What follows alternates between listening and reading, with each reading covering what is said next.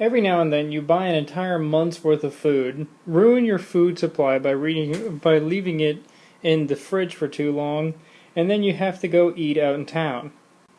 Now here in Seoul there isn't a lot of cheap restaurants, so you have to make do usually with what you can get at a convenience store. Now if you can eat noodles, then it's usually no problem. Most people who are running late in between meetings or taking a lunch or something like that, most people here in Korea will go and have their lunch break at one of these local convenience stores and just grab a packet of ramen noodles and make it with some hot water right there in the shop. Eat it on the way back to work. But if you're like me, you have to get creative. This is a meal that probably cost me right around $5 Korean, which is probably about $4.50 American. First up is this particular item, which is upside down, I believe. And this is just one of their regular 1500 won beef sticks. You can get these for 1500 won or $1.50 Korean, and with the exchange rate it's about $1.30. Fruit is always expensive here in Korea, so usually I get beetles instead, which are not bugs, they're actually a Skittles clone, and so I usually get beetles instead of fruit, but this particular time I decided to watch my girly figure. For the super curious, the apple came in this crazy packaging. A classic side dish costing only 750 won or 75 cents.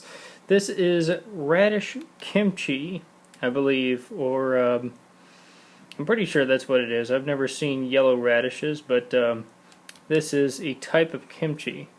So, this particular type of beef stick, which is often sold at every single convenience store, is red tinted, so you know it's going to be hot. And it is hot. It's quite a bit hotter than its regular kind of orangey brown tinted predecessor, but I think it is significantly better. 2 minutes in the microwave and some movie magic later, and these puppies are ready to get eaten. They had a 2-for-1 sale up at the store.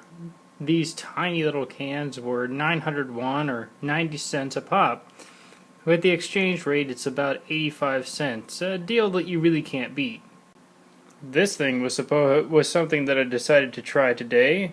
It's coffee, but it's carbonated.